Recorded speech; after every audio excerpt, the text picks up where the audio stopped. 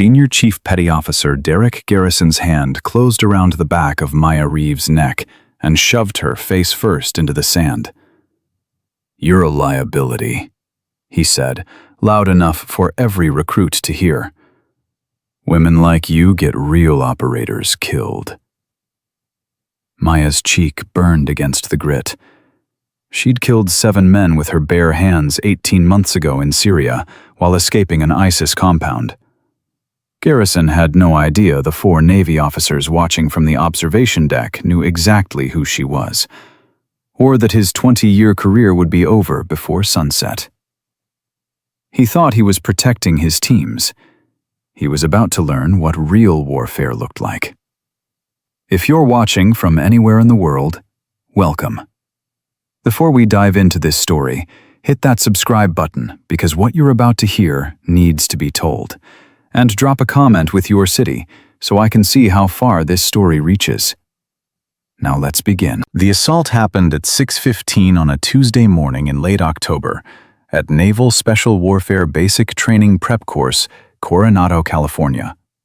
The sun hadn't cleared the horizon yet. The Pacific Ocean was still dark gray, and the sand felt cold under bare feet.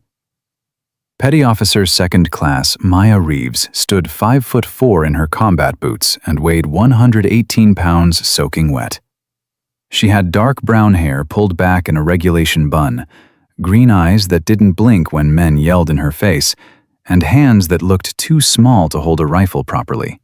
She looked exactly like what Senior Chief Derek Garrison thought she was. Someone who didn't belong. "On your face!" Garrison shouted. "All of you, push-up position, now!" 42 recruits dropped. Maya was among them. Her palms pressed into the sand, her back was straight, her breathing was controlled.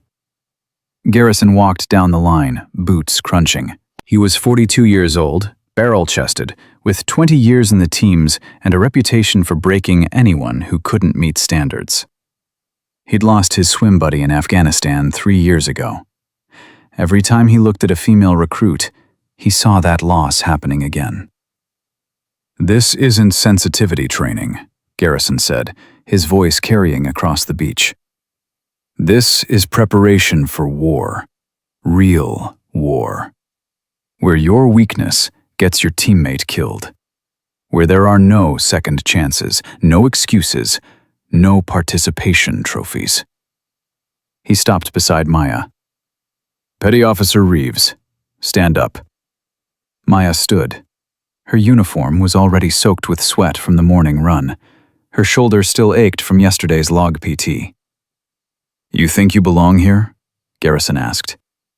"Yes, Senior Chief." "You think you can keep up with these men?" "Yes, Senior Chief." "You're a liar." The words hung in the air. Several recruits glanced sideways. No one spoke. Garrison stepped closer. "You're 5'4".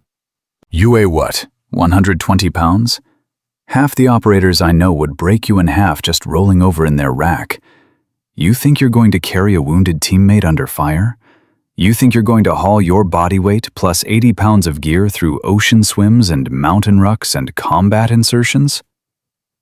"Yes, Senior Chief." "Prove it. Buddy carries, you and Seaman Morrison. Now."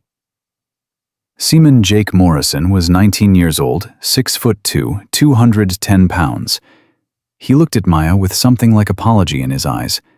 She didn't acknowledge it. "Morrison, on her shoulders. Go." Morrison hesitated. "Senior Chief, Did I stutter, Seaman?" "No, Senior Chief." Morrison positioned himself. Maya squatted, got her shoulders under his chest, locked her hands behind his knees, and stood. Her legs shook. Morrison weighed nearly twice what she did. But she stood. "Run to the waterline and back," Garrison said. "You drop him, you fail." Maya ran. Her quads burned. Her lower back screamed. Morrison tried to distribute his weight to help her. She made it 15 meters before her right knee buckled. She didn't drop him. She went down controlled, lowered Morrison safely, took the impact on her shoulder. Garrison was on her immediately. "I said you'd fail. You just proved my point. You're a diversity checkbox. The Navy lowered standards to let you in here, and now you're taking a slot from someone who could actually do the job." Maya stood up. Her shoulder was already swelling. She said nothing. "You disagree, Petty Officer?" "No, Senior Chief." "No what? You agree you're a diversity hire?" "I disagree that I can't do the job." Garrison's jaw tightened. "Then do it again." Morrison, on her shoulders. "Senior Chief," Morrison started. "Now!" Maya squatted. Morrison climbed on. She stood. Her legs were already fatigued. The swelling in her shoulder made the weight distribution uneven. She ran anyway. Made it 20 meters this time before she went down. Again, she lowered Morrison safely. Again, she took the impact. "Pathetic," Garrison said. "You're going to get someone killed, not yourself. You'll quit before that happens. But the operator next to you, the one who has to pick up your slack, carry your weight, compensate for your weakness, that's who dies because you were selfish enough to think you belonged here." Maya's breathing was steady. Her heart rate was elevated but controlled. She'd learned to manage stress in a CIA safe house in Idlib province while listening to ISIS fighters kicking in the door. This was nothing. But something in her stillness infuriated Garrison. He stepped forward and shoved her, hard, both hands to her shoulders. She went backward into the sand. "Get up!" Maya stood. "You think this is abuse? You think I'm being unfair? This is mercy. I'm showing you now, in training, that you don't have what it takes." "Better you learn here than downrange when lives are on the line." 4 men in civilian clothes stood on the observation deck 80 meters away. They'd been watching for the past 20 minutes. Captain James Keller held a tablet. Captain Sarah Voss had her arms crossed. Captain Michael Chen's jaw was tight. Commander Travis Ward was already pulling out his phone. They were all from Naval Special Warfare Development Group, DevGRU, SEAL Team 6. They knew exactly who Maya Reeves was. They'd come to Coronado to evaluate instructor quality. Instead, they were watching a senior chief commit assault. Captain Voss spoke quietly. "That's the second time he's put hands on her."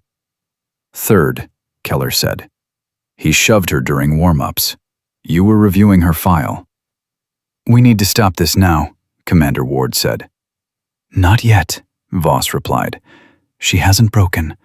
Let's see where this goes." Chen looked at her. "You want to use her as bait? I want to see if Garrison hangs himself, and I want to see how she handles it." Back on the beach, Garrison was still talking. "I had a swim buddy once. Best operator I ever worked with. He died because someone on the team wasn't strong enough to pull their weight when it mattered. You know what that looks like? Watching someone you trained with, someone you trusted with your life, bleed out in the dirt because the chain failed at its weakest link?" His voice cracked slightly. The anger was real. The pain was real. Maya's expression didn't change.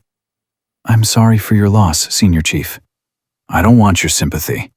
I want you gone before you get someone else killed." "Then you'll have to remove me, Senior Chief, because I'm not quitting." Garrison's face went red. "Surf torture. Everyone, in the water, now!" The recruits ran for the ocean. The water was 58 degrees. Waves crashed at chest height. They waded in, linked arms, sat down in the shallows. The cold was immediate and brutal. Garrison stood on the shore, watching. "You stay there until I say otherwise. And Petty Officer Reeves, you stay twice as long as everyone else, since you think you're tough enough." 40 minutes later, he called the formation out. Everyone except Maya. She stayed in the water. Her lips were blue, her hands were shaking. Hypothermia was setting in, but her eyes were still clear. Morrison started to protest. Another recruit grabbed his arm, shook his head. They knew what would happen if they intervened. Garrison waited another 15 minutes. Then he walked down to the waterline. "Get out." Maya stood. Her legs barely functioned. She walked out of the surf, stood at attention, dripping. "You're done for the day," Garrison said. "Medical check. Make sure you didn't give yourself hypothermia trying to prove a point." "I'm fine, Senior Chief." That wasn't a request. Maya walked toward the medical tent. Her gait was steady despite the cold. Several recruits watched her go. One of them, a tall kid from Texas named Ramirez, spoke quietly to Morrison. "That was messed up." "Yeah," Morrison said. "Why didn't she quit? I would have quit." "I don't think she knows how to quit." In the medical tent, a Navy corpsman checked Maya's core temperature, examined the swelling in her shoulder, asked if she wanted to file a complaint. "No," Maya said. "Petty officer, that was clearly, 'I'm not filing a complaint.'" The corpsman handed her dry clothes. "Your call. But that senior chief has a reputation. This isn't the first time." Maya changed, walked back to the barracks. Her room was 8 by 10 feet. A rack, a wall locker, a small desk. She sat on the rack and pressed her fingers against her shoulder. The pain was sharp but manageable. She'd felt worse. Syria, 18 months ago. She'd dislocated this same shoulder climbing through a burning window while escaping a compromised safe house. She'd popped it back into socket herself and kept moving. Ran 12 miles through ISIS-controlled territory with her arm in a makeshift sling she'd fashioned from her headscarf. During that escape, 7 men had tried to stop her. She'd killed all of them. 2 with a knife she'd taken off the first one, 3 with an AK-47 she'd stripped from the second, 2 more with her hands when she'd run out of ammunition. She'd done it because stopping meant death. Because the intelligence she carried would save lives. Because she'd been trained to survive. Derek Garrison thought he was teaching her about warfare. He had no idea she'd already graduated from a much harder school. She lay back on the rack and closed her eyes. Her shoulder throbbed. Her muscles ached from the cold. But her mind was calm. Tomorrow, Garrison would escalate. He always did with the ones who didn't break. She'd watched his pattern over the past 3 weeks. Watched him target the recruits he thought were weak. Watched him push until they either quit or proved themselves. The difference was, the men he pushed eventually earned his respect when they endured. The women never did. They were always just diversity hires who got lucky. Maya had been assigned to BUD/S prep as administrative cover while her clearances were updated and her next operational assignment was determined. Her real file was classified TS/SCI. Her service record listed her as a cryptologic technician. The truth was buried in a secure database that required DEV-GRU level access to read. She wasn't here to prove anything to Derek Garrison. She was here because the CIA needed her somewhere quiet, while political fallout from the Syria operation cooled down. But Garrison had made it personal, and Maya had learned long ago that when someone made it personal, you didn't back down. You waited. You watched. You let them commit fully. Then you showed them exactly who they were dealing with. A knock on the door interrupted her thoughts. "Enter." Morrison stepped inside, holding 2 protein bars and a bottle of water. "Thought you might be hungry." Maya sat up. "Thanks." He handed them over, hesitated. "That was wrong, what he did. We should have said something." "And gotten yourselves removed from the program? That would have helped how?" "Still, we just watched." Maya opened the water, drank. "He's testing you too. Seeing if you'll prioritize loyalty to each other over loyalty to authority. Seeing if you have the spine to stand up when it matters. Did we fail? You're here now. That counts for something. Morrison sat on the edge of the desk. Can I ask you something? Go ahead. Why aren't you quitting? I mean, you could transfer, request a different instructor, file a complaint. Instead, you're just taking it. Maya bit into the protein bar. Because quitting would validate everything he thinks about women in combat roles. It would prove his point. And I'm not giving him that satisfaction. But he's not going to stop. I know. So what's the plan?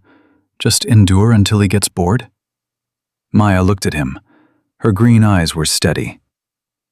The plan is to be so good at everything he throws at me that he runs out of excuses.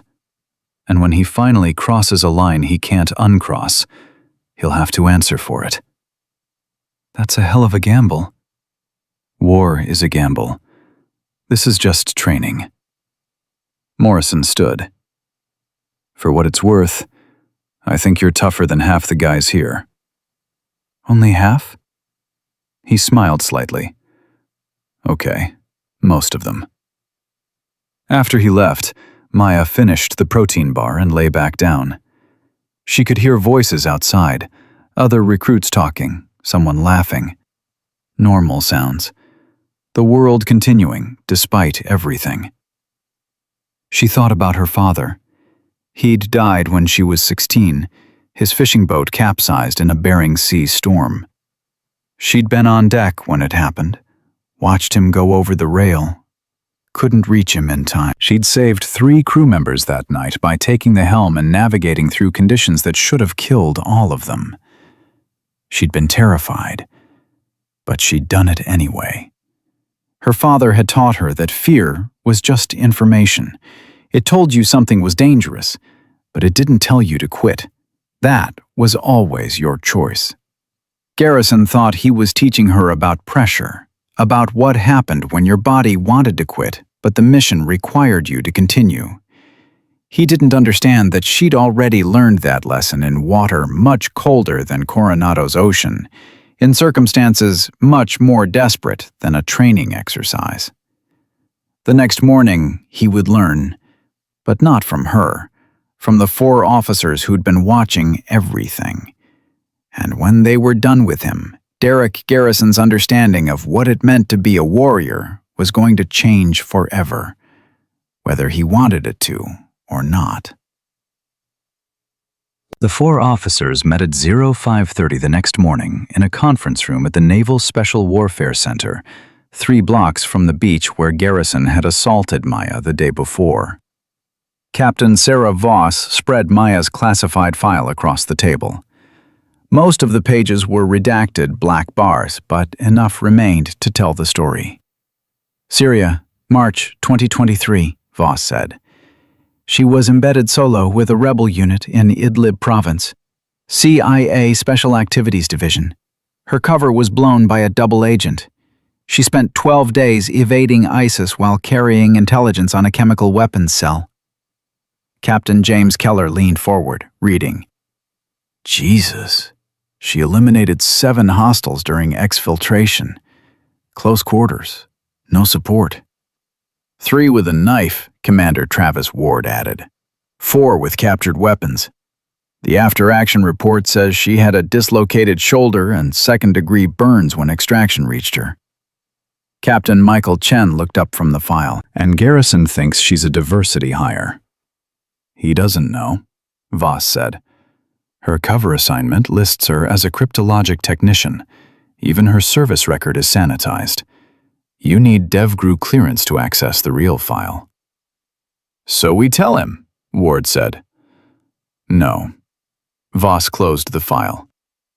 We document his pattern first, because this isn't just about Reeves. She can handle herself. This is about the 2 other female recruits he ran out of the program in the past 18 months. Keller pulled up incident reports on his tablet. Petty Officer Christina Wade, February 2024.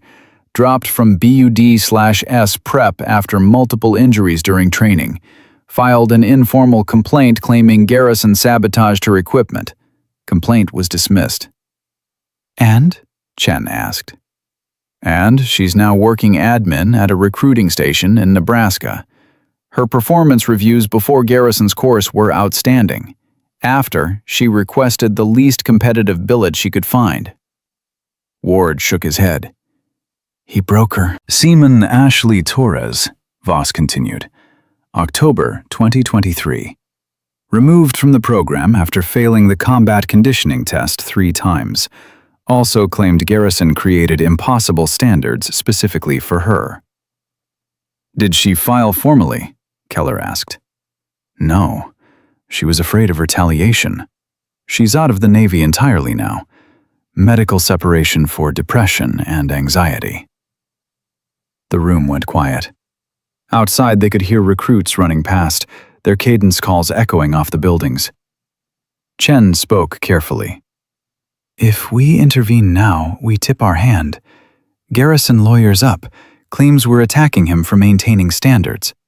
It becomes a he said, she said. But if we wait, Ward said, Reeves takes more abuse. Reeves can handle more abuse, Voss replied. What she can't handle is us stepping in and proving Garrison's point, that women need special protection, that they can't fight their own battles.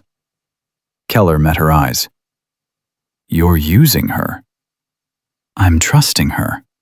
There's a difference, and if he crosses a line we can't ignore, then we end him. But we do it right. We document everything. We build a case that's ironclad, and when we move, we make sure he never teaches another recruit again. On the beach, Maya was running. The formation had started at 0600 with a 5-mile conditioning run. Garrison set the pace at 6:30 per mile, faster than regulation, fast enough to hurt. She kept up. Her shoulder ached from yesterday's impact, but she'd wrapped it tight and swallowed 4 ibuprofen before formation. Pain was just information. It told her something was damaged. It didn't tell her to stop. Morrison ran beside her, breathing hard. You okay? Fine. Your shoulder is fine. Garrison appeared on her left, matching her pace easily. Feeling sore today, Petty Officer Reeves? No, Senior Chief. Liar. I can see you favoring that right side. You hurt yourself yesterday trying to prove you're strong enough. That's pride. Pride gets people killed. Maya said nothing. Her breathing stayed controlled. You know what your problem is? Garrison continued, his voice loud enough for the whole formation to hear. You think this is about you. You think if you just try hard enough, endure enough, you'll earn respect. But this isn't about respect. This is about capability, and you don't have it. Yes, Senior Chief. You disagree? I disagree that I don't have capability. Garrison smiled. It wasn't friendly. Then prove it. After this run, underwater knot tying drills. You fail, you're done. The drill was simple in concept, brutal in execution. Recruits submerged themselves in the training pool, tied specific knots underwater while holding their breath, surfaced, repeated. The standard was 5 knots in 3 minutes. Maya had done this before, not in training, in Syria. The safe house in Idlib had a basement. When ISIS fighters breached the main floor, she'd gone down, found a drainage pipe, submerged herself in filthy water, and waited. She'd stayed under for 2 minutes and 40 seconds while boots stomped overhead. When she'd finally surfaced, gasping, she'd known she could survive anything. This pool was clean, warm, safe. This was nothing. She dove. The water closed over her head. Her hands found the rope. Bowline, square knot, clove hitch. Her lungs started burning at 90 seconds. She ignored them. Figure 8, sheet bend. She surfaced at 2 minutes 15 seconds. All 5 knots perfect. Garrison was waiting. Again. This time, 6 knots. 2 minutes. Senior Chief, the standard is 5 in 3. I'm giving you a new standard. Go. She dove. Her shoulders screamed when she pulled the rope tight. The burns on her back, scars from the burning safe house window, stretched and ached in the cold water.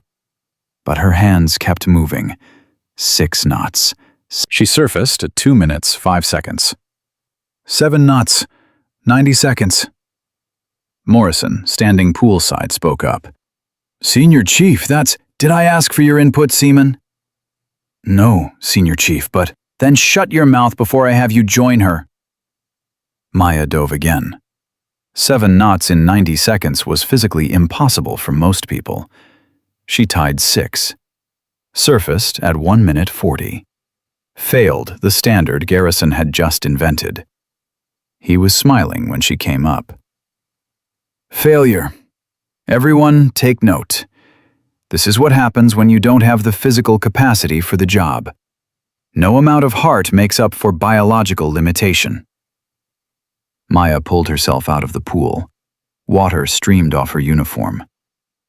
Request permission to try again, Senior Chief. Denied. You failed. Live with it. That afternoon, Captain Voss made a phone call to the commanding officer of Naval Special Warfare Center.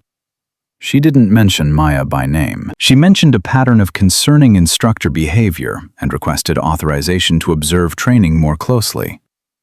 The CO, a Navy captain named Richards, who'd served with Voss in Iraq, approved immediately.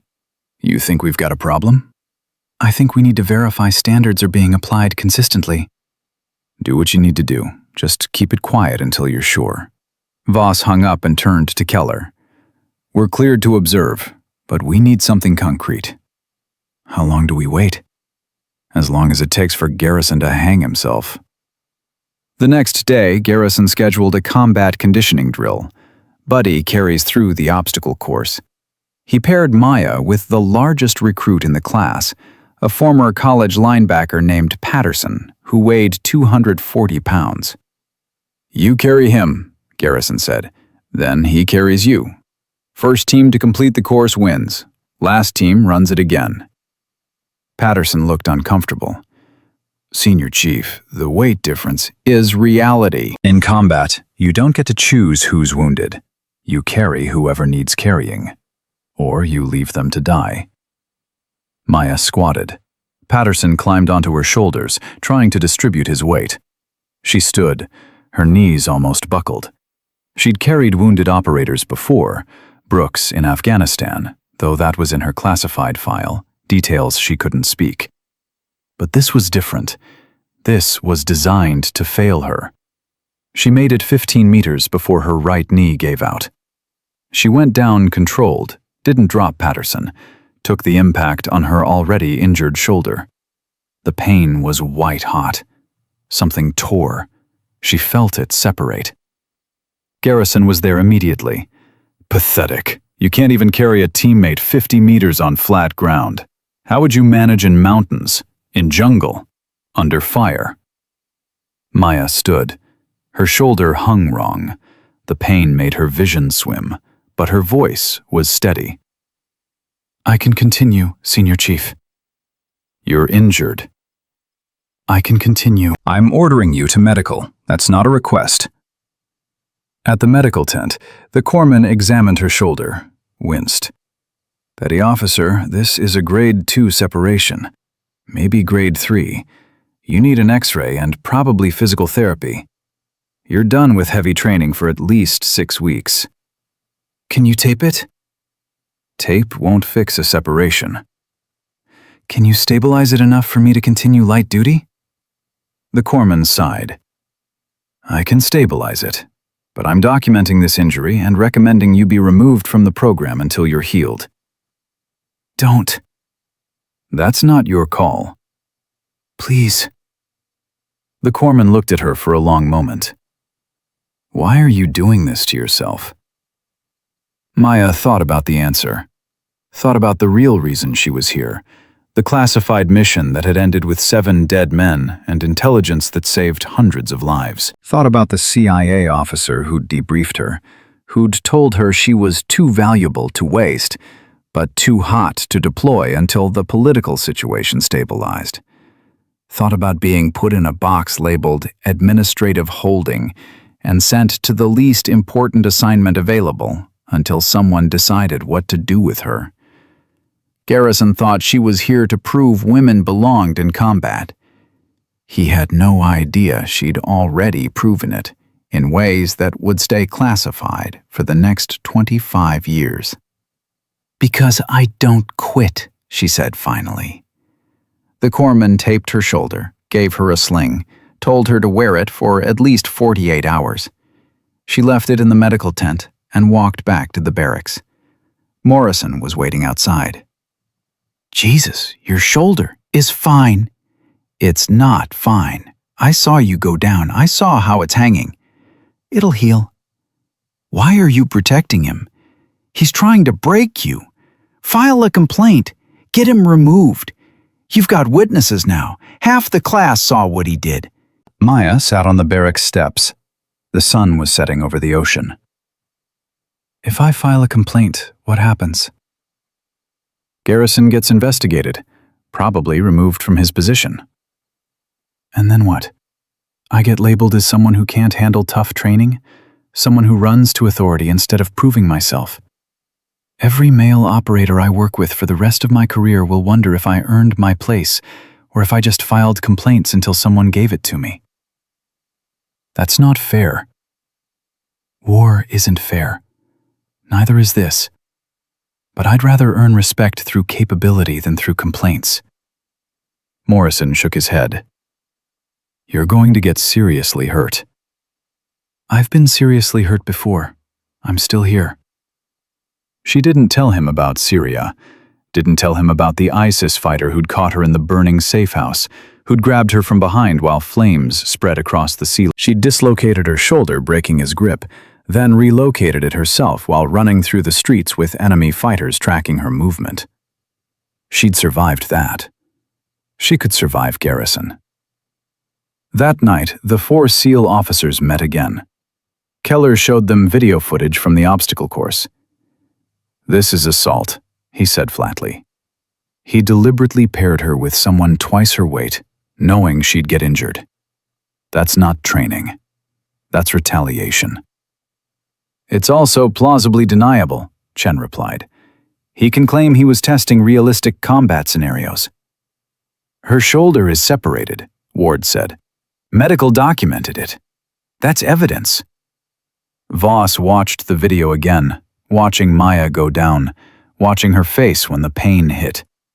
No scream, no cry, just silence and control. "She didn't file a complaint," Voss said.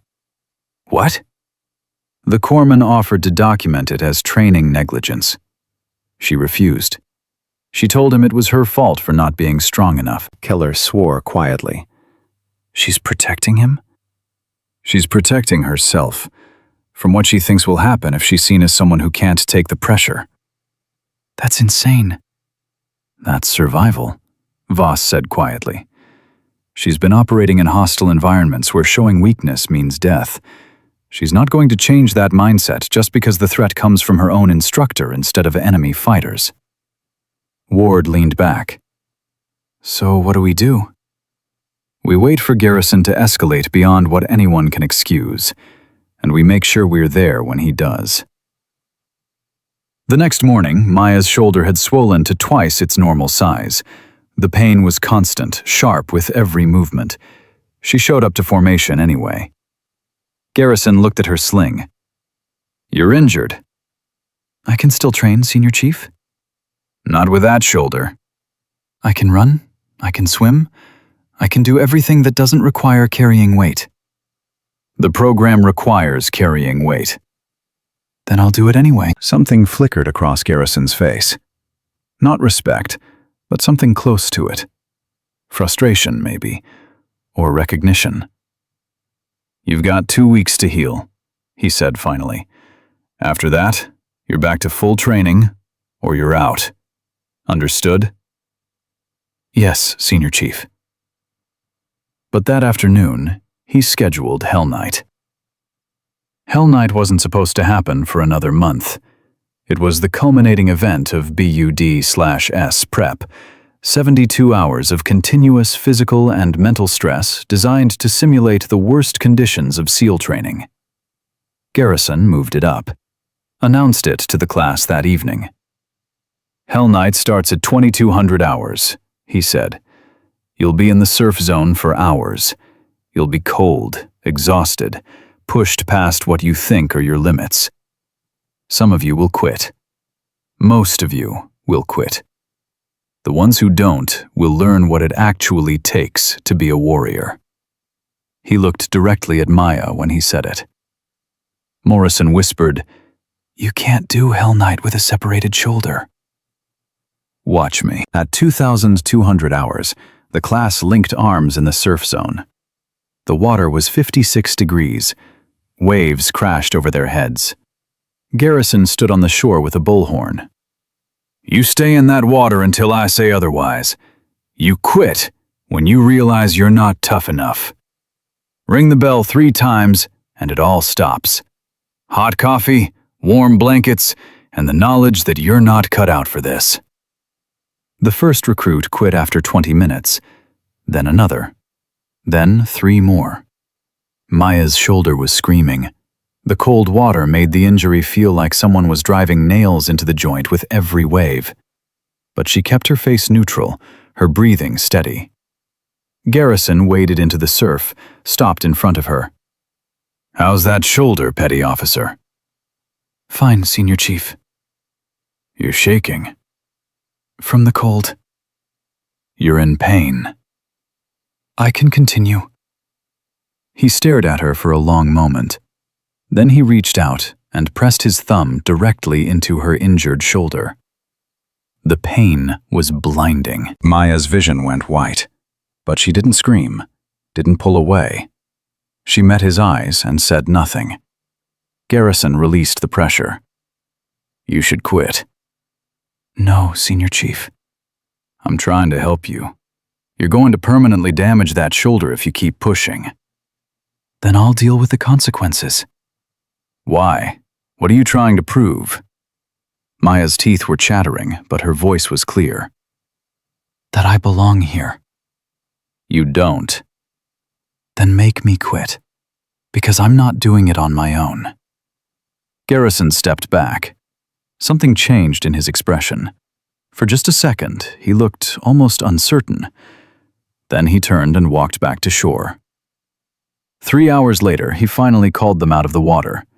Half the class had quit. Maya was still there, her lips blue, her whole body shaking, her shoulder a mass of pain. Medical checked everyone. The corpsman who examined Maya looked alarmed. Your shoulder is worse, significantly worse. I'm recommending immediate medical separation from the program. No. Petty Officer, this isn't optional. If you keep training on this injury, you risk permanent nerve damage. On the observation deck, Captain Voss watched through night vision binoculars.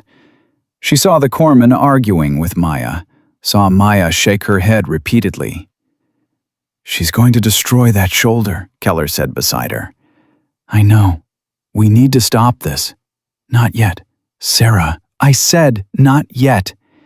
Garrison hasn't crossed the line into something actionable. Tough training isn't illegal, even if it results in injury. This is beyond tough training. Prove it. Show me where he violated a specific regulation.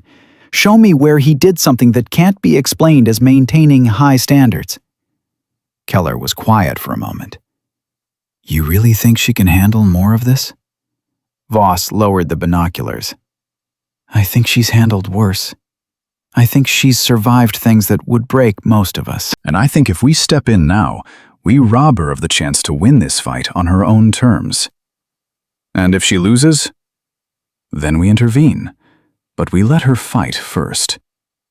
Below, Maya walked away from the medical tent without the recommended separation. Her shoulder hung at the wrong angle. Her face was pale from cold and pain. But she walked to her barracks without assistance, closed the door, and sat alone in the dark, pressing her fingers against the separation, feeling where the bones had come apart. She'd reset a dislocation before, in Syria, with no medical training and no painkillers. This was worse.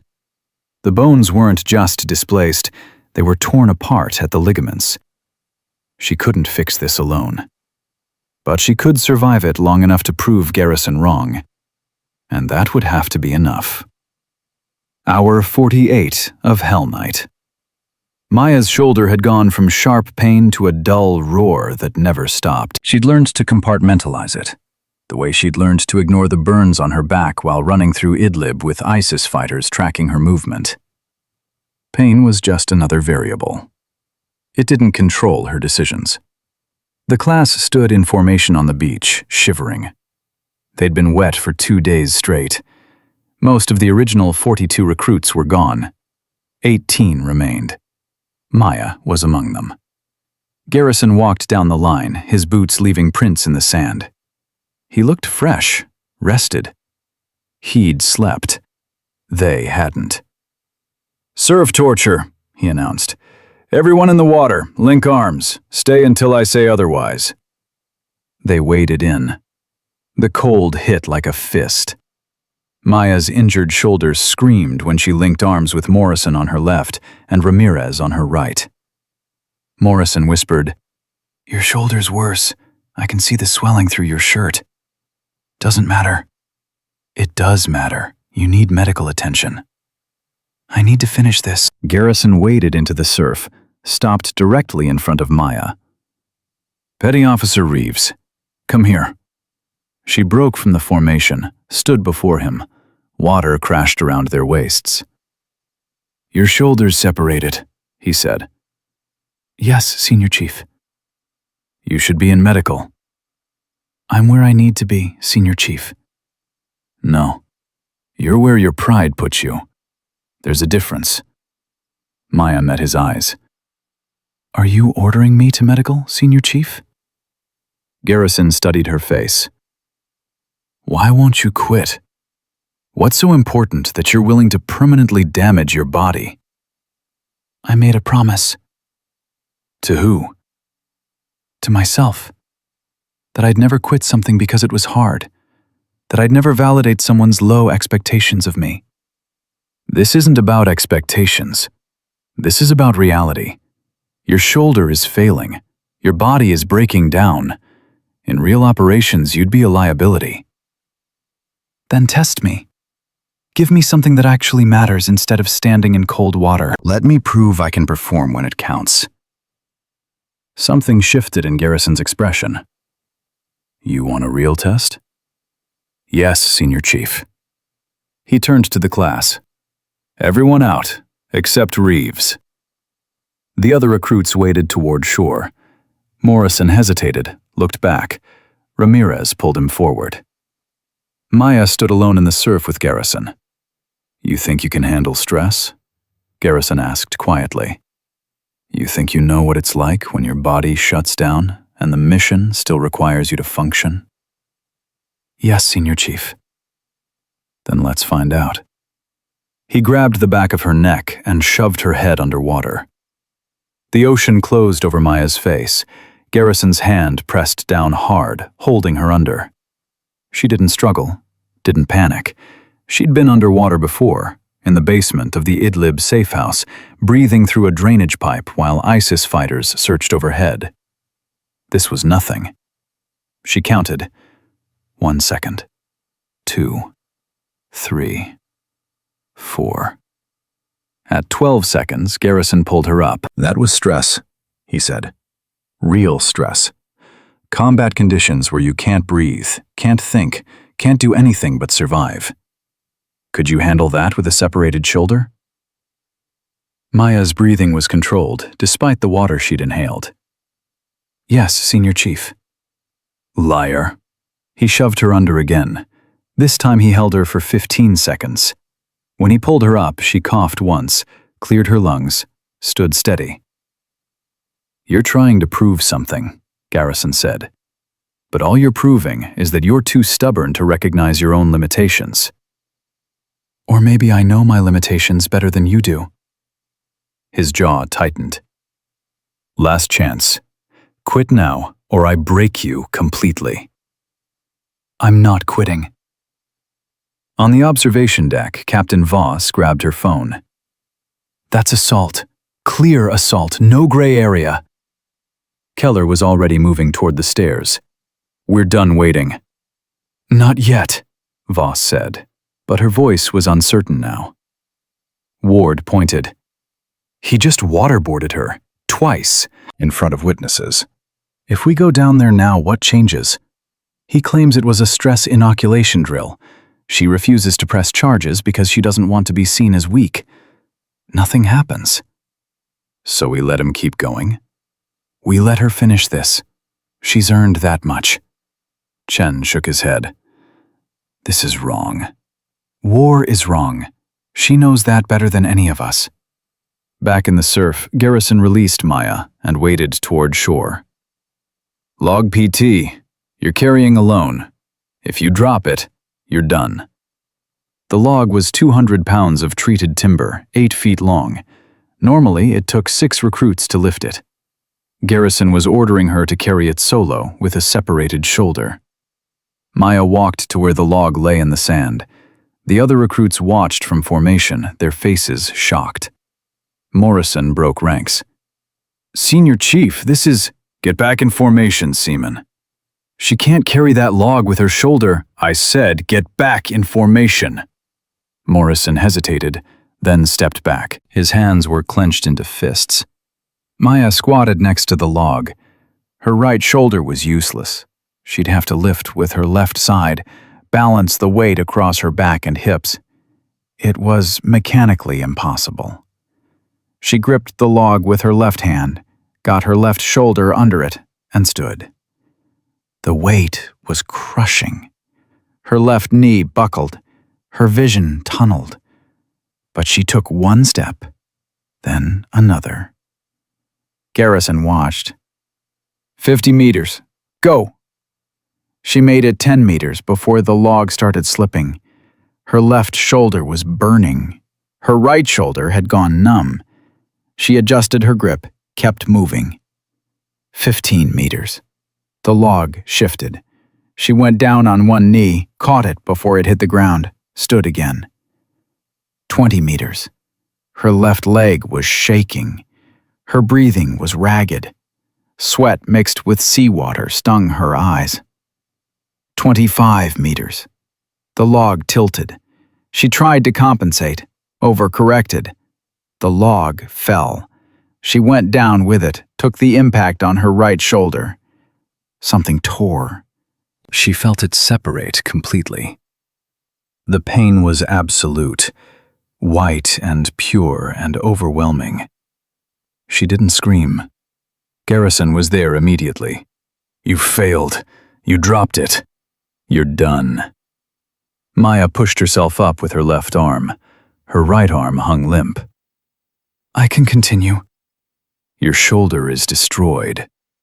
"I can continue." "You can't even lift your arm." Maya looked at him. Her face was pale. Blood ran from her nose where the log had clipped her during the fall. But her eyes were clear. "I've operated with worse injuries in actual combat. This is just training." "What are you talking about?" She almost told him. Almost broke operational security right there. Told him about Syria. About the 7 men she'd killed. About running 12 miles with a dislocated shoulder and burns covering her back. But she didn't. Because that would be using her classified record as a shield. And she'd promised herself she'd earn respect through demonstrated capability, not through credentials. "I'm talking about not quitting," she said instead. Garrison stared at her. "Why? What is wrong with you? Any rational person would quit, would recognize when they're beaten." "I'm not beaten. I'm injured. There's a difference." "There's no difference when the injury prevents you from functioning." "Then remove me officially. Medical separation. Do it properly. But I'm not ringing that bell. I'm not giving you the satisfaction of thinking you broke me." Something in Garrison snapped. He grabbed her injured shoulder and squeezed. The pain was indescribable. Maya's knees gave out. She went down hard. "You want to talk about combat?" Garrison shouted. "You want to talk about what's real? I watched my swim buddy die because someone on our team wasn't strong enough to pull their weight. I watched him bleed out in the dirt while we waited for a Kazivac that came too late because our weak link couldn't establish security fast enough." Maya looked up at him from the sand. Blood ran from her nose. Her right arm hung useless, but her voice was steady. "And you think punishing me brings him back?" Garrison froze.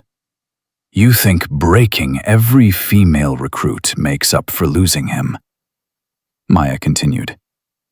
"You think if you can just weed out anyone who doesn't fit your definition of capable, you can prevent that loss from happening again?" "Shut up." "You're not protecting your teams. You're projecting your grief onto people who had nothing to do with his death. You're traumatized, and you never processed it, so now you hurt people because hurting them feels like control." Garrison's face went red. "You don't know anything about me."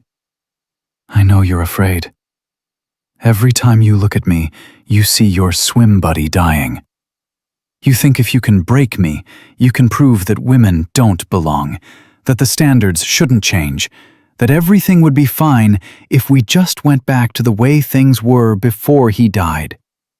"I said, shut up." "But you're wrong. You're not preventing anything. You're just hurting people because you never learned how to deal with loss." Garrison drew back his fist and swung. The punch came fast, fueled by rage and pain and 3 years of unprocessed grief. Maya moved faster. She'd trained in Krav Maga with CIA instructors in Langley. She'd used it in Syria when an ISIS fighter grabbed her in the burning safe house. Her body remembered.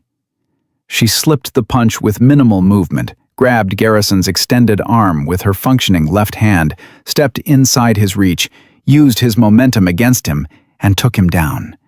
He hit the sand face first. Maya controlled his arm, applied pressure to the elbow joint, pinned him. It took 3 seconds. Every recruit in formation stood frozen. No one moved. No one spoke. Maya leaned close to Garrison's ear, her voice quiet enough that only he could hear. "I've killed men who were better trained than you. I could end you right now. But I won't, because unlike you, I've actually been to war, and I don't need to prove anything." "Stand down!" The voice came from behind them. Command voice. Absolute authority. Maya released Garrison immediately, stepped back, came to attention despite her destroyed shoulder.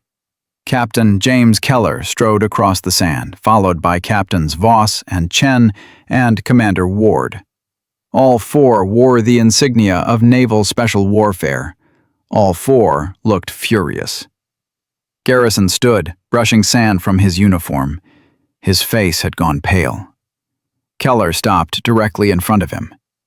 "Senior Chief Petty Officer Derek Garrison." "Yes, sir." "Do you know who you just assaulted?" "Petty Officer 2nd Class Maya Reeves, sir." "No." Voss stepped forward, her voice cold. "You assaulted a decorated combat veteran with a classified service record that requires DevGru level clearance to access." Garrison's expression went blank. "I don't understand, man." Chen pulled out a tablet, turned it to show Garrison the screen. Most of it was redacted black bars, but enough remained visible to tell the story. "Her name is Petty Officer 2nd Class Maya Reeves," Chen said. "Former CIA Special Activities Division paramilitary officer. She was embedded solo in Idlib province, Syria for 8 months, conducting reconnaissance on ISIS chemical weapons programs. When her cover was compromised, She spent 12 days evading capture while carrying intelligence that led to airstrikes eliminating an entire ISIS cell. Garrison stared at the screen. During her exfiltration, Voss continued, she eliminated 7 hostile fighters in close-quarters combat with a dislocated shoulder and second-degree burns covering her back. She saved intelligence that prevented chemical weapons attacks that would have killed hundreds of civilians. She was recommended for the Intelligence Star, but the operation remains classified, so the citation was never processed. Ward stepped closer. The only reason she's at BUD/S prep is because her operational cover was blown and the CIA needed somewhere to place her while her next assignment was determined. She's not here to prove women belong in combat. She's already proven it, in ways that will stay classified for the next 25 years. Garrison's hands were shaking. I didn't know. You didn't ask, Keller said flatly. You assumed. You judged her based on her appearance and her gender instead of her demonstrated capability. And when she outperformed your expectations, instead of reconsidering your assumptions, you escalated the abuse. Sir, I was maintaining standards. You were committing assault. Keller's voice cut across the beach. We've been documenting your pattern for the past week. The illegal surf torture, the equipment sabotage, the deliberately impossible standards applied only to female recruits. And now, in front of multiple witnesses, you grabbed a recruit by the neck, held her underwater in a manner consistent with waterboarding, and then threw a punch at her when she called you out on your unresolved grief. Garrison said nothing. Voss pulled out her phone, showed him the screen. This is the incident report filed by Petty Officer Christina Wade 18 months ago. She claimed you sabotaged her equipment and created impossible standards specifically for her. The complaint was dismissed by your battalion command. This, Chen said, showing another document, is the medical separation paperwork for Seaman Ashley Torres. Depression and anxiety following her removal from your program. She's out of the Navy entirely. And this, Ward finished, is the formal investigation being opened by Naval Criminal Investigative Service into your conduct as an instructor. You're being relieved of duty effective immediately. NCIS will contact you within 24 hours. Until then, you're restricted to your quarters. You're done, Senior Chief. Garrison looked at Maya. She stood at attention, her right arm hanging limp, blood drying on her upper lip, her face pale but composed. I was trying to protect them, Garrison said quietly. I was trying to make sure no one else died because you never processed your swim buddy's death, Maya said. Her voice wasn't cruel, just honest. You turned your grief into a weapon and used it against people who didn't deserve it. That's not protection. That's just pain finding new targets. Garrison's eyes filled. He turned away. Keller's voice was final. You're dismissed, Senior Chief. Report to your quarters. Now. Garrison walked away across the sand. His shoulders were slumped. He looked smaller somehow, diminished. Morrison broke ranks and ran to Maya. Jesus, your shoulder is fine, Maya said automatically. Then she swayed slightly. Voss caught her with her good arm. Medical, now! Commander Ward, call for a corpsman. I can walk, Maya said. I know you can. You're still getting a stretcher. That shoulder needs surgery, not tape. The corpsman arrived with a stretcher. Maya refused it, walked to the medical tent on her own power. The 4 SEAL officers followed. In the tent, the examining physician looked at the separation and swore quietly. This is grade 3, complete ligament disruption. You need surgery within the next 6 hours, or you risk permanent damage. How long is recovery? Maya asked. 6 months, minimum. With physical therapy, maybe you regain 80% function. Maya closed her eyes. 6 months meant missing her next operational window, meant more administrative holding, meant more time in the box. Voss read her expression. You're not going back to BUD/S prep. Ma'am, I can still... You misunderstand. You're not going back because you're being reassigned to Naval Special Warfare Development Group, Training Development Cell. We need someone with your operational background to help redesign our selection protocols. Maya looked up. Ma'am? You just proved that our current instructor evaluation system is broken, Keller said. You also proved that toughness has nothing to do with size or gender, and everything to do with mental resilience and tactical competence. We need that perspective. I'm not a SEAL. No, you're something better. You're someone who operated successfully in conditions most SEALs will never face. And you did it without the institutional support that we take for granted. That's valuable. Ward stepped forward. This is an offer, not an order. You can decline. But we could use you. And after you heal, if you want to deploy again, we'll find you something worth your skills. Maya looked at her destroyed shoulder, looked at the 4 officers watching her, thought about Garrison, broken by grief he'd never processed, thought about the 7 men she'd killed in Syria, about survival, about what it meant to prove yourself when the whole world assumed you couldn't. I accept, she said. Good, Voss replied. Now get that shoulder fixed. You've got work to do once you heal. They wheeled Maya toward the surgical center. As they moved through the door, she saw the remaining BUD/S prep recruits standing in formation, watching. Morrison stood at attention and saluted. One by one, the others followed. Maya couldn't return it with her destroyed shoulder, but she nodded to them, and that was enough. In his quarters, Derek Garrison sat on his rack and stared at a photograph of his swim buddy, taken 3 weeks before the mission that killed him. They were both smiling, arms around each other's shoulders, exhausted and happy after completing a training evolution. He'd spent 3 years blaming weakness for that death, spent 3 years trying to prevent it from happening again by eliminating anyone he thought might fail under pressure. He'd never once considered that his own unprocessed grief was the actual weakness, that his inability to accept loss and move forward was the real liability. Maya had been right. He wasn't protecting anyone. He was just hurting people because the alternative was feeling his own pain. He set the photograph down and put his head in his hands and finally, for the first time since Afghanistan, let himself cry. The surgery took 4 hours. The orthopedic surgeon at Naval Medical Center San Diego told Maya afterward that she'd never seen a shoulder separation that severe outside of motorcycle accidents or combat injuries. You completely tore 3 ligaments, the surgeon said. The acromioclavicular, the coracoclavicular, and you fractured your clavicle in 2 places. How were you still functioning? Maya's throat was raw from the breathing tube. Training.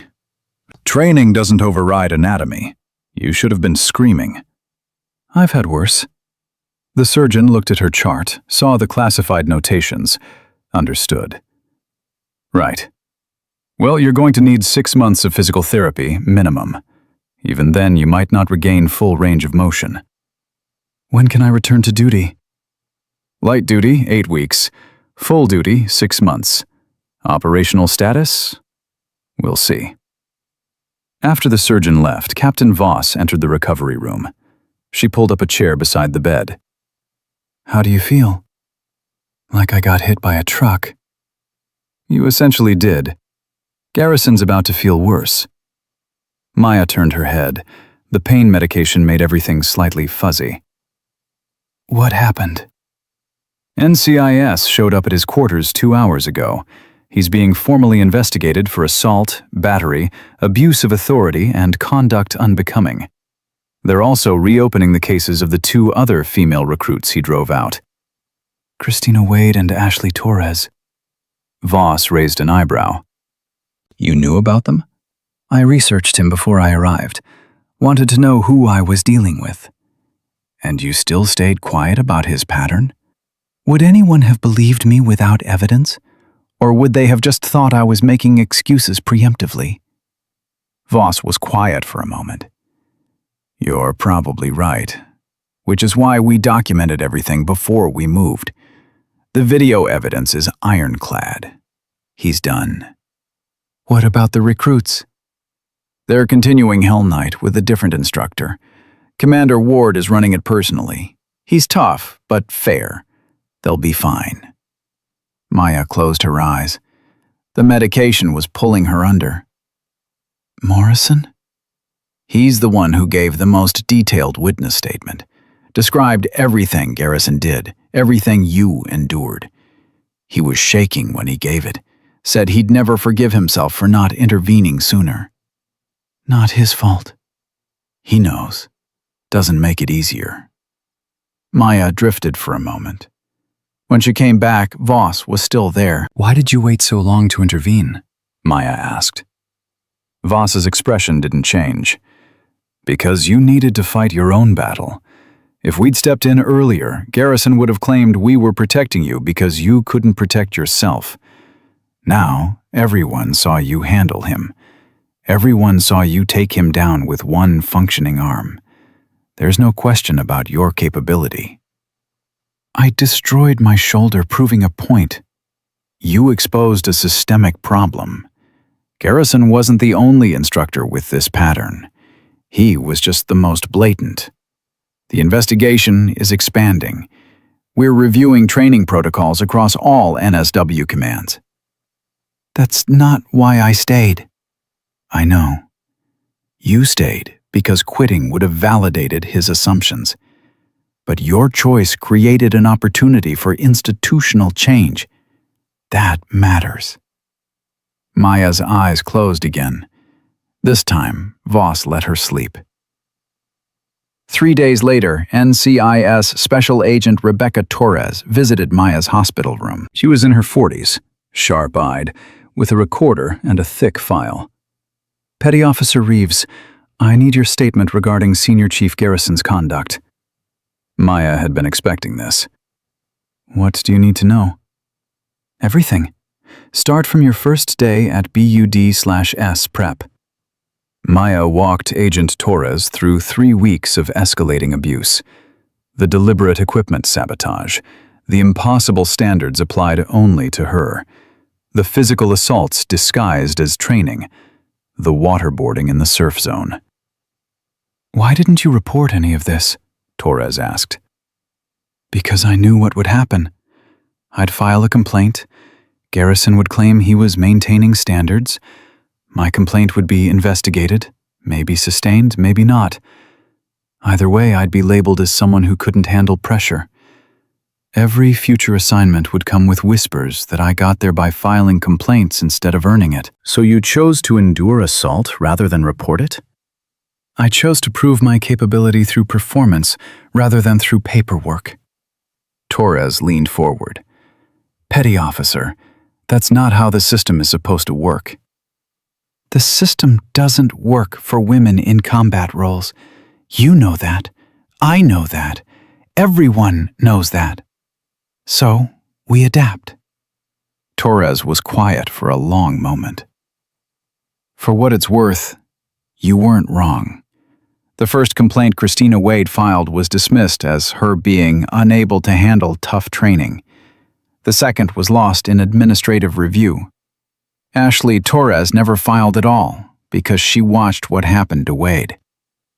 Then the system proved my point. It did, which is why this investigation is different. We have video evidence of Garrison assaulting you. We have multiple witness statements from recruits who saw the pattern. We have medical documentation of injuries that exceed normal training parameters. This isn't he said, she said. This is prosecutable. Maya shifted in the hospital bed.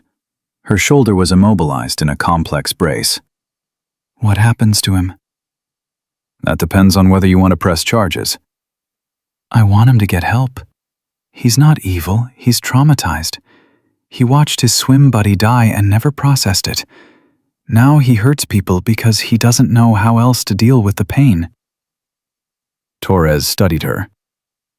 You're defending the man who destroyed your shoulder? I'm recognizing that broken people break other people. Punishment won't fix what's wrong with him. Therapy might. The Navy doesn't work that way. Then maybe the Navy should. 2 weeks after Maya's surgery, Christina Wade arrived at Naval Medical Center San Diego. She was 27, carrying 30 pounds more than she had during BOOD/S prep, with dark circles under her eyes that spoke of sleepless nights.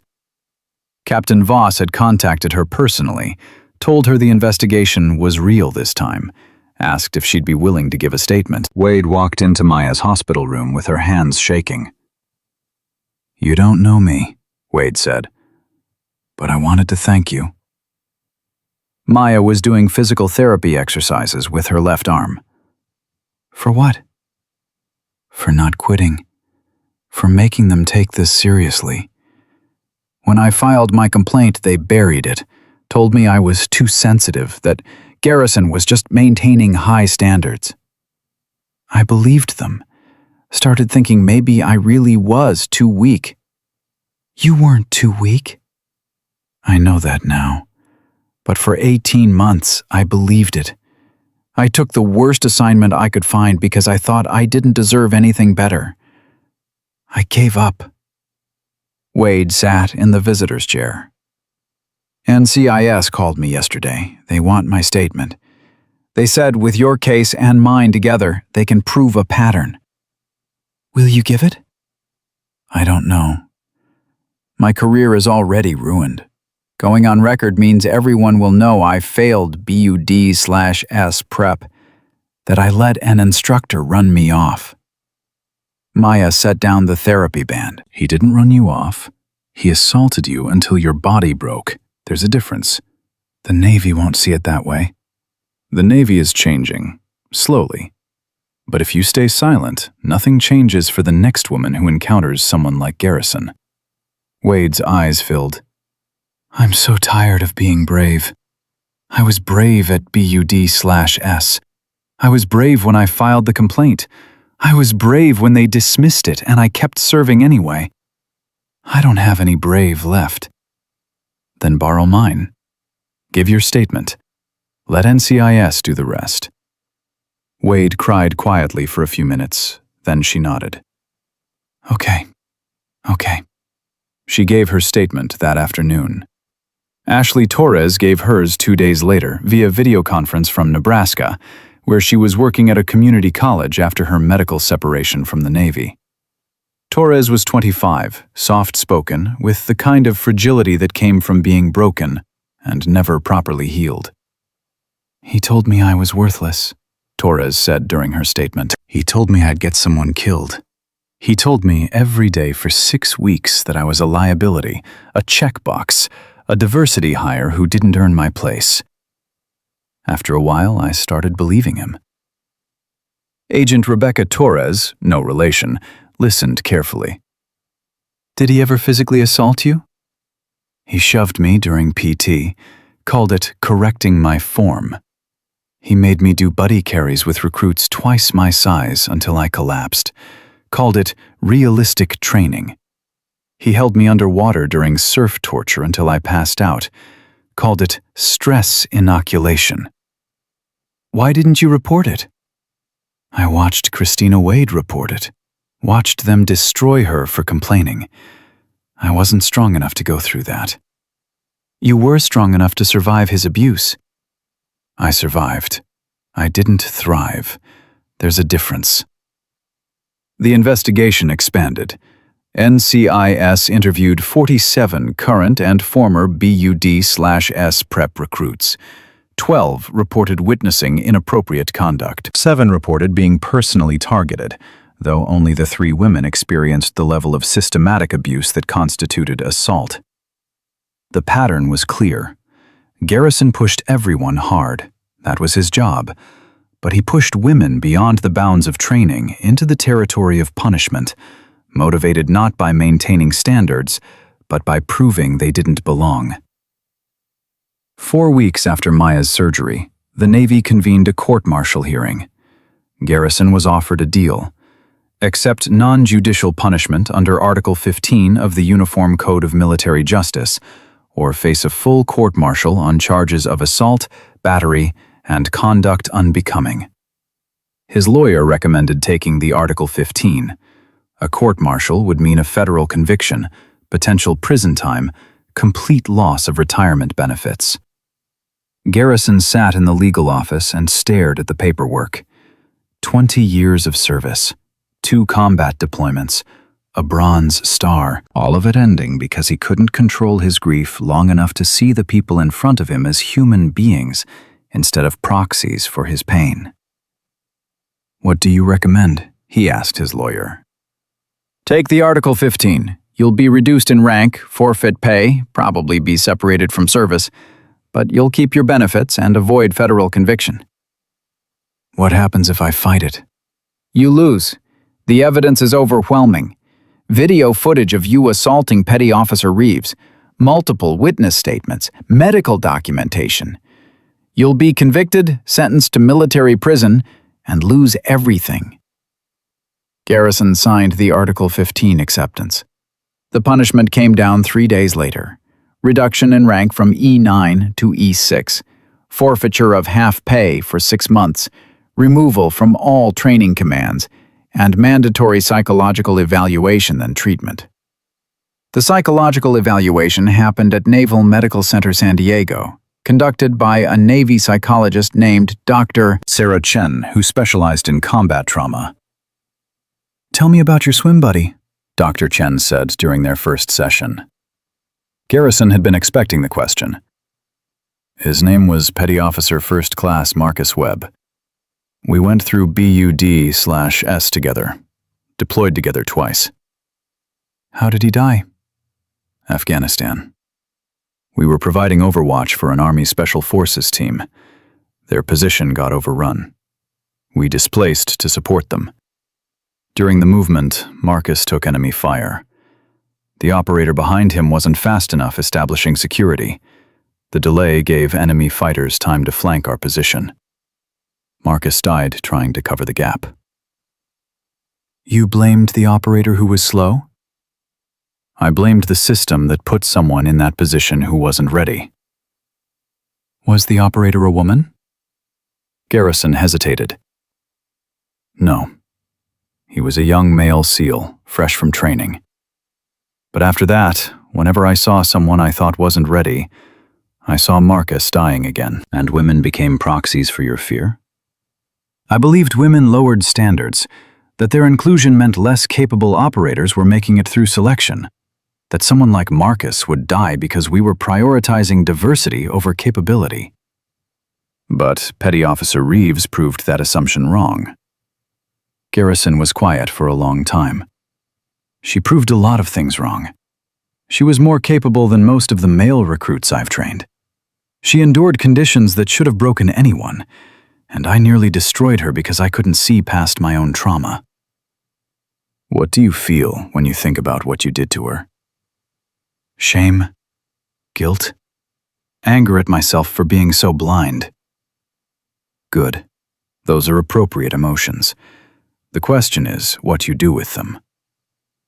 Over 6 weeks of therapy, Dr. Chen walked Garrison through his unresolved grief, his survivor's guilt, his fear of loss projected as anger toward anyone he perceived as weak. She helped him understand that his abuse of female recruits wasn't about maintaining standards. It was about maintaining control in a world where he'd lost someone he couldn't save. "You can't prevent loss through cruelty," Dr. Chen told him during their final session. "You can't protect people by breaking them. All you did was create new trauma while refusing to address your own." "I know that now." "Knowing isn't enough. You need to make amends. Not for your sake, but for the people you hurt." Garrison asked to meet with Maya. She agreed, though Captain Voss insisted on being present. They met in a conference room at the Naval Special Warfare Center. Garrison wore civilian clothes. He'd been separated from active duty pending his administrative discharge. Maya wore her service uniform, her right arm still in a sling. Garrison stood when she entered. Petty Officer Reeves, thank you for agreeing to meet. Maya sat across from him. I'm here. Talk. I want to apologize for everything I did. For the abuse, the assault, the systematic campaign to break you. You didn't deserve any of it. No, I didn't. I was projecting my own trauma onto you. I was trying to prevent a loss I couldn't control by controlling who I thought was weak. I was wrong. Maya studied his face. He looked older, diminished. The swagger was gone, replaced by something smaller and more honest.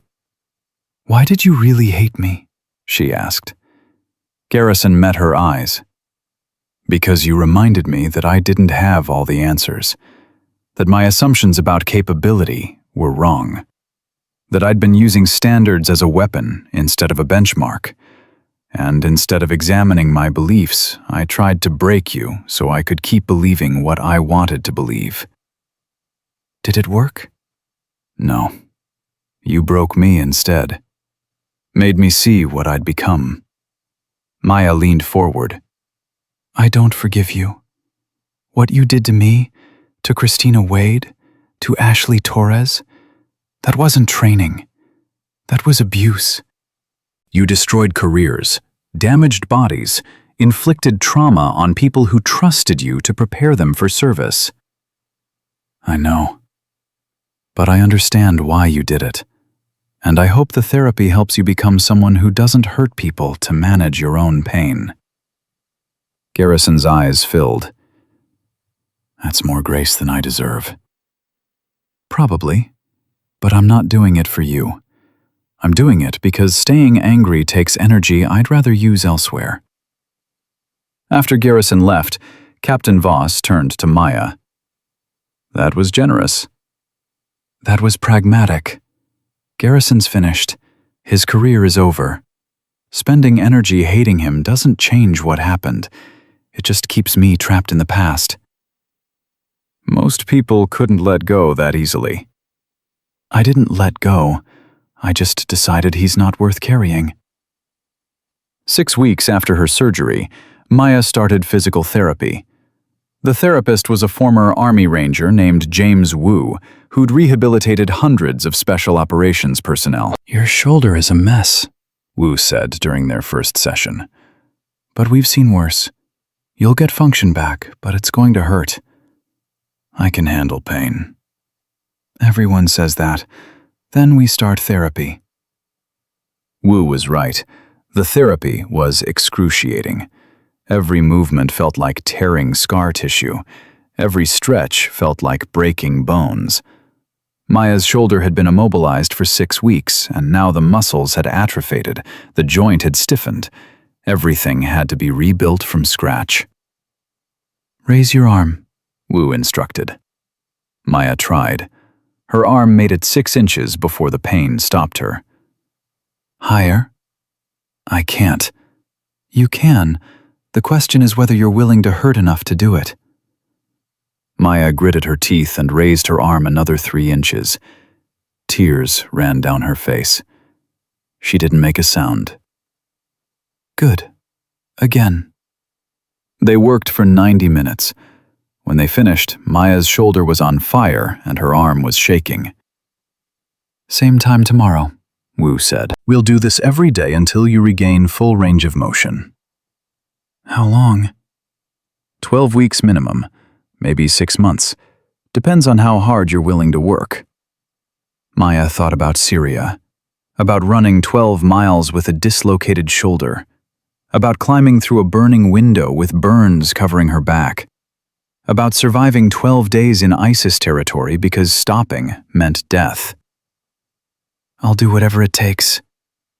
Morrison visited her during week 8 of recovery. He brought flowers, which he set awkwardly on the bedside table. The guys wanted me to tell you they miss you, he said. Hell Night continued without you. 17 of us finished. We graduate Bud/S prep next week. Congratulations. It doesn't feel right. Celebrating while you're stuck here recovering. You earned it. Don't diminish that. Morrison sat in the visitor's chair. I should have stopped him sooner. Should have said something, done something. I just watched while he destroyed you. And if you'd intervened, what would have changed? Garrison would have retaliated. You'd have been removed from the program. Nothing would have been different except you'd have sacrificed your career for nothing. But you sacrificed yours. I didn't sacrifice anything. I made a choice. There's a difference. Your shoulder will heal. Maybe not completely, but enough. Morrison was quiet for a moment. Captain Voss told us about Syria, about what you did there, about the 7 men you killed during exfiltration. Maya's expression didn't change. That's classified. She said you're the toughest operator she's ever met, regardless of gender or branch. She said you survived conditions that would have killed most SEALs. She wanted us to understand that when we watched you endure Garrison's abuse, we weren't watching someone prove they belonged. We were watching someone who'd already proven it, demonstrate grace under pressure we couldn't imagine. Captain Voss talks too much. She wanted us to know what real toughness looks like. Wanted us to understand that it's not about physical strength or aggressive posturing. It's about mental resilience and tactical competence under impossible conditions. Maya looked at Morrison. You're going to be a good SEAL. You've got the right mindset. You recognize when you're wrong and you're willing to learn. That matters more than physical capability. I learned it from watching you. Then pass it forward. When you see someone being underestimated or abused, intervene. Be the person I needed during Hell Night. I will, I promise. After Morrison left, Maya sat alone in the hospital room and thought about promises. She'd made one to herself after Syria, that she'd never let trauma define her, that she'd never use her classified record as a shield, that she'd earn respect through demonstrated capability. She'd kept that promise. It had cost her a shoulder and 6 months of her career. But she'd kept it, and that would have to be enough. 6 months after her surgery, Maya stood on the beach at Coronado and raised her right arm above her head without pain for the first time since Garrison had destroyed her shoulder. The physical therapy had been brutal. 12 weeks of daily sessions with James Wu, who'd pushed her past every threshold she thought she had. But she'd done it. 85% range of motion, maybe 90 on good days. Enough. Captain Voss walked across the sand toward her, carrying 2 cups of coffee. How does it feel? Maya rotated her shoulder, testing. Strong enough? Wu says you pushed harder than any patient he's worked with. Said you cried during every session, but never stopped. Pain is just information. You keep saying that. One day you might actually believe it. Voss handed her a coffee. Your orders came through. You're cleared for operational status. Maya's pulse quickened. Where? Pacific Theater. Join task force with South Korean Special Forces, North Korea border region. Intelligence gathering, reconnaissance, potential direct action if the situation requires it. When? 2 weeks. But first, I need a favor. Maya turned to face her. What kind of favor? Morrison's BUD/S class is starting their advanced combat training module. I want you to teach a session on close quarters combat and tactical decision-making under stress. I'm not an instructor. You're someone who survived conditions most operators will never face. You're someone who proved that capability has nothing to do with size or gender, and everything to do with mental resilience. These recruits need to see that. Maya thought about Morrison, about the other 17 recruits who'd finished Hell Night after she'd been hospitalized, about the promise she'd made to pass forward what she'd learned. 1 session, she agreed. 1 session, tomorrow morning, 600. The class assembled at dawn on the combat training grounds. 18 recruits, including Morrison, who now wore the rank of Petty Officer 3rd Class after completing BUD/S. They stood at attention while Captain Voss made introductions. This is Petty Officer 2nd Class Maya Reeves. Some of you know her. Some of you know her reputation. All of you are going to learn from her this morning. Petty Officer Reeves, they're yours. Voss walked away. Maya stood before the formation, feeling 18 pairs of eyes on her. Most of the recruits knew who she was. Morrison had made sure the story spread. But 3 were new transfers who joined after Hell Night. One of them, a tall kid with a Texas drawl named Petty Officer Parker, spoke up. "Ma'am, no disrespect, but what are you going to teach us about combat? You're what, 5'4"? Morrison's jaw tightened. "Parker, shut your mouth." "I'm just asking a legitimate question." How is someone her size going to demonstrate close-quarters combat techniques against operators our size? Maya raised her hand, stopping Morrison's response. "It's a fair question. Petty Officer Parker, step forward." Parker approached, confident. He was 6'3", 220 pounds, built like a linebacker. He towered over Maya. "How much combat experience do you have, Petty Officer?" Maya asked. "Completed BUD/S last month, ma'am. Top of my class in hand-to-hand combat." "Good. Attack me." Parker hesitated. "Ma'am?" "You questioned whether I can demonstrate techniques against someone your size. So demonstrate what you learned in BUD/S. Attack me. Full speed." Parker glanced at Morrison, who shook his head slightly. But Parker's pride was engaged now. He couldn't back down without looking weak. He threw a punch, fast and committed. Maya moved like water. She slipped inside his reach, controlled his extended arm, used his momentum against him, and took him down. Parker hit the dirt face first.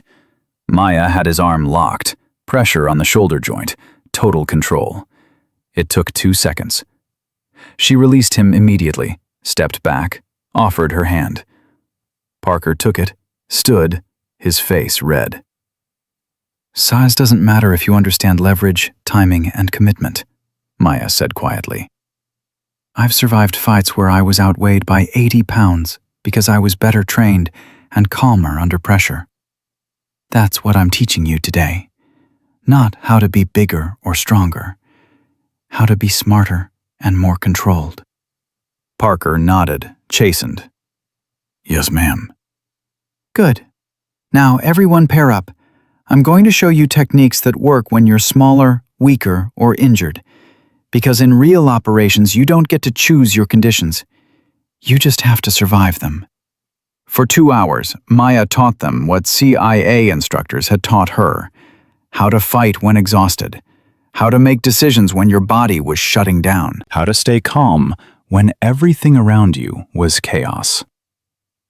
She demonstrated on Parker repeatedly, showing the recruits that technique beat strength every time.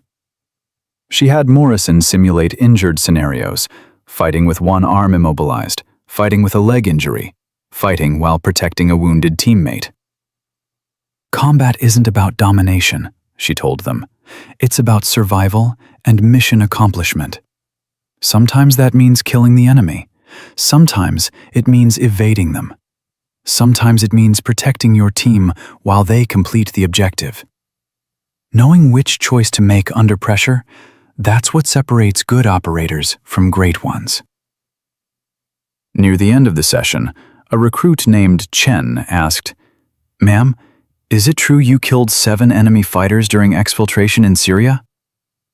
The formation went quiet. Maya met Morrison's eyes. He looked apologetic. He'd clearly told the story, despite its classification.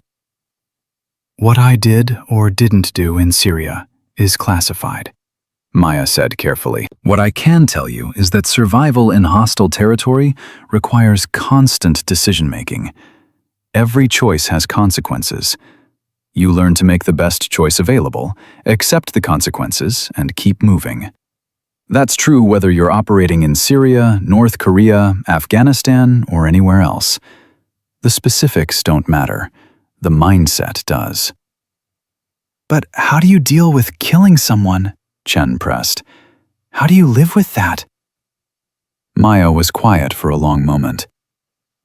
You live with it by understanding it was necessary, by knowing that your actions saved lives, completed the mission, protected your team.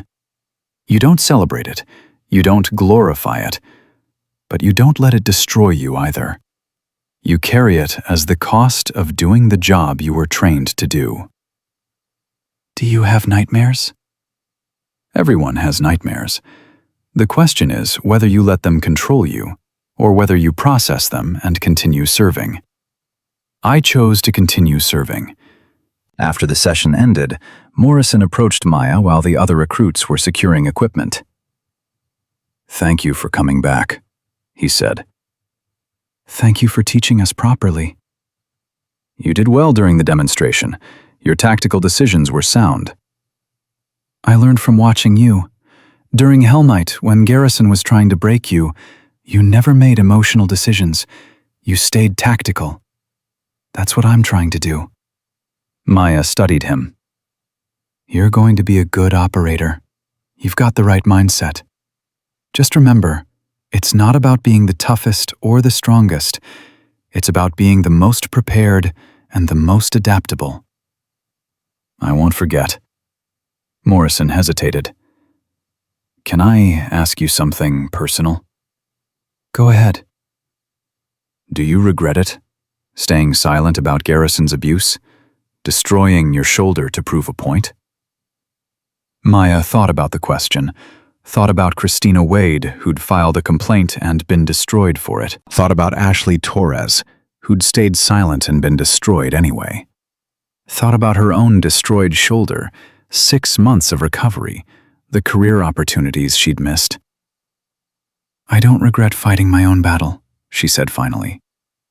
"I regret that I had to fight it at all. I regret that the system is broken enough that women have to choose between reporting abuse and being labeled as weak, or enduring abuse and being broken. But I don't regret how I handled it. I made the best choice available to me at the time." "You changed things. Captain Voss told us the investigation expanded beyond Garrison. They're reviewing training protocols across all Naval Special Warfare Commands. They're implementing new instructor oversight systems. What you went through, it mattered." "What Christina Wade and Ashley Torres went through mattered too. They were just as brave. They just didn't have 4 SEAL captains watching their backs." "True. But you're the one who made them pay attention." Maya didn't respond to that. After a moment, Morrison spoke again. "We're deploying in 3 weeks. My team. First operational assignment. I'm scared I'll mess up, make the wrong call, get someone killed." Everyone feels that way before their first deployment. The fear is healthy. It means you understand the stakes. "How do I deal with it?" You train. You prepare. You trust your teammates. And when the moment comes, you make the best decision you can with the information available. Then you live with the consequences." She paused. "And Morrison? When you see someone being underestimated or abused, someone who doesn't have SEAL captains watching their backs, you intervene. Be the person I needed during Hell Night." Morrison's eyes were bright. "I will. I promise." "Good. Then you'll do fine." That evening, Maya walked alone on Coronado Beach. The sun was setting over the Pacific, painting the sky orange and pink. The same beach where Garrison had assaulted her 6 months ago. The same sand where she'd proven herself at the cost of her shoulder. She touched the scar on her shoulder through her shirt, feeling the ridge where the surgeon had reconstructed the joint. It still ached sometimes. Probably always would. But it worked. She'd made sure of that through months of brutal physical therapy. Her phone buzzed. A text from Captain Voss. "Your team brief is Wednesday, 900. Welcome back to operational status." Maya smiled slightly. After 6 months in administrative holding, she was finally returning to the work she was trained for. Pacific Theater, North Korea border region. The kind of mission that required her specific skill set. Solo operations, language capability, tactical expertise. A second text came through, this one from an unknown number. She opened it. Petty Officer Reeves, this is Christina Wade. I heard you're deploying soon. I wanted to thank you again for making them take my complaint seriously. I got reassigned to a training command. Not BUD/S, but better than Nebraska. I'm teaching recruits basic marksmanship. It's good work. I'm healing. Thank you for fighting when I couldn't. Fair winds and following seas.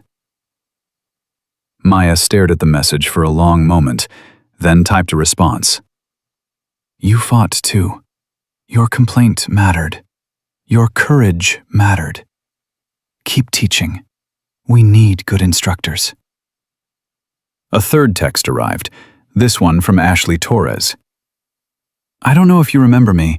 I'm the one who left the Navy after Garrison broke me. NCIS contacted me yesterday. They're offering me the opportunity to return to service if I want it. New command, fresh start. I'm thinking about it. Whatever I decide, I wanted you to know that watching you stand up to him helped me find the courage to give my statement. You saved more than just your own career. Thank you. Maya sat on the sand and read both messages again. She thought about Garrison, now separated from the Navy, attending mandatory therapy, trying to rebuild his life after 20 years of service ended in disgrace. She didn't hate him anymore, didn't forgive him either, just recognized him as a broken person who'd broken others until someone finally stopped him. The next morning, Maya reported to the Naval Special Warfare Development Group facility for her deployment brief.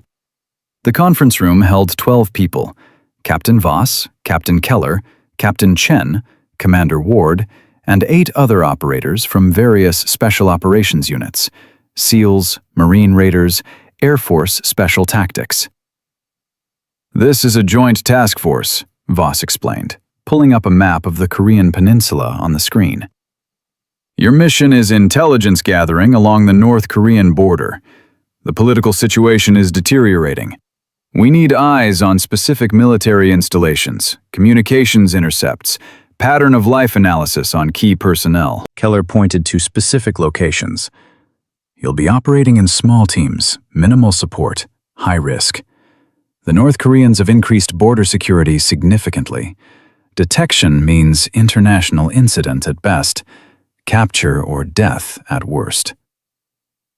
Maya studied the map, calculating distances, terrain challenges, extraction routes.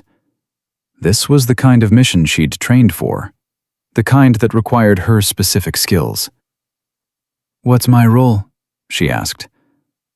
Your primary reconnaissance, Chen replied.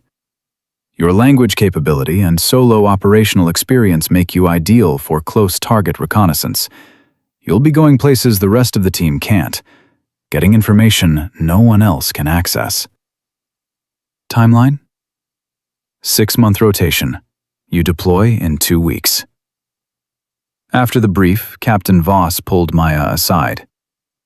Are you ready for this? Your shoulder is functional. Wu cleared me for full operational status. I'm not asking about medical clearance. I'm asking if you're ready. Mentally, emotionally. 6 months ago, you were fighting Garrison. Now you're deploying to one of the most hostile environments on the planet. That's a lot of transition. Maya met her eyes. I've been ready since Syria. This assignment is what I was trained for, what I'm good at. I'm not afraid. Fear would be reasonable. Fear is just information. It tells you something is dangerous. It doesn't tell you not to do it. Voss smiled slightly. You really believe that, don't you? I survived 12 days in ISIS territory believing it. I'll survive 6 months on the North Korean border the same way.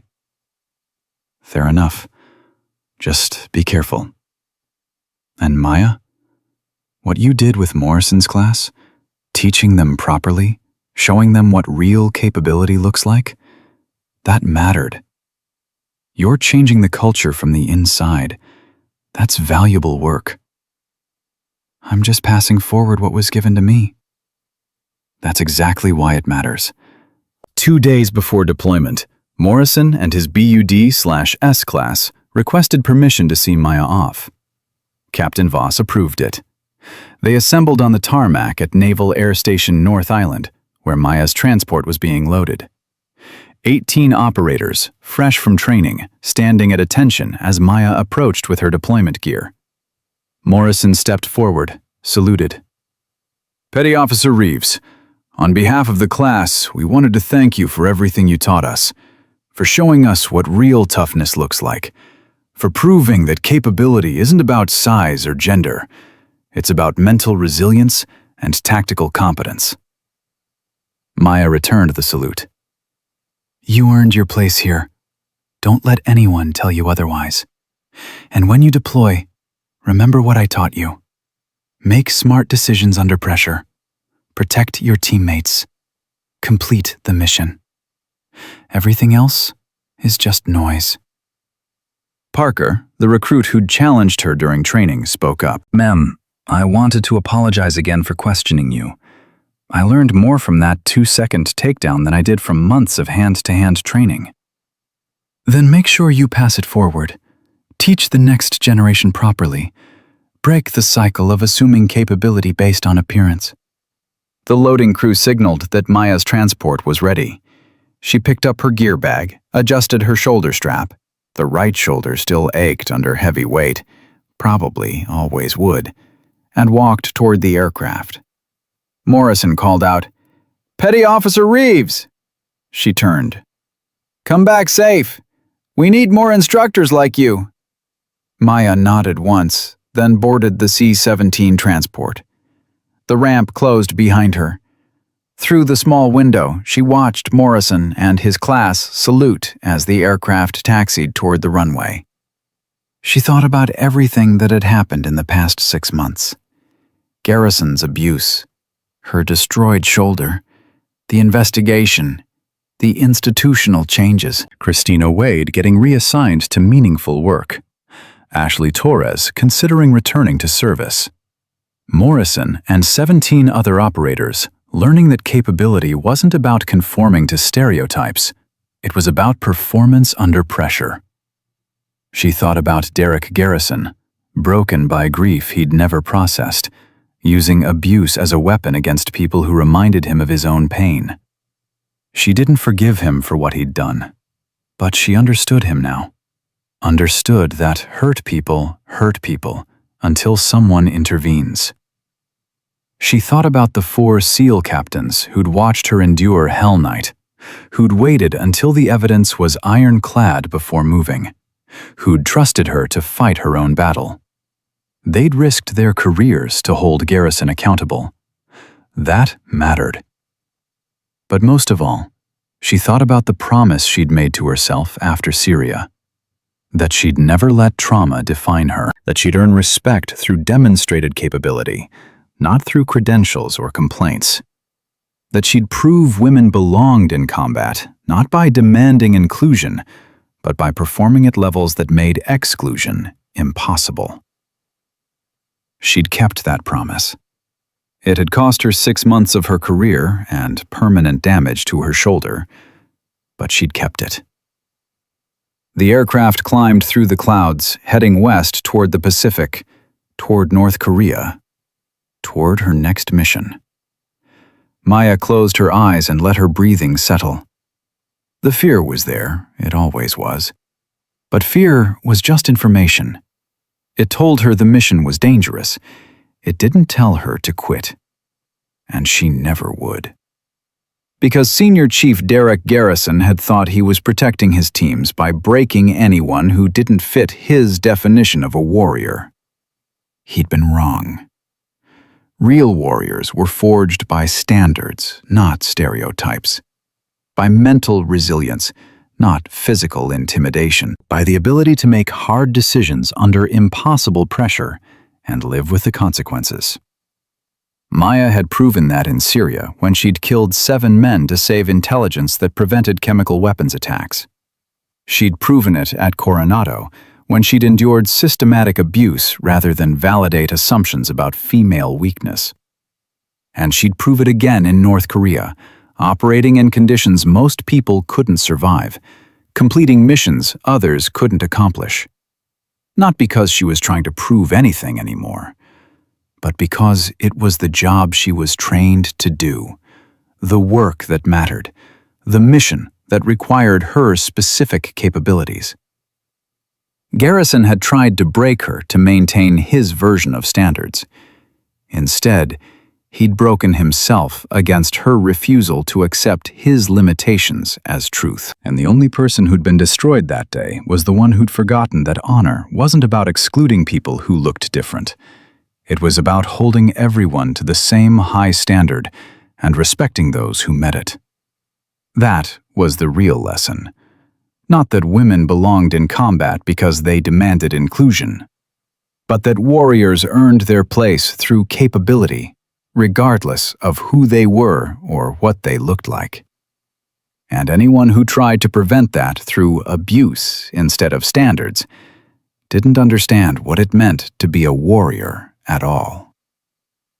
Maya opened her eyes as the aircraft leveled off at altitude.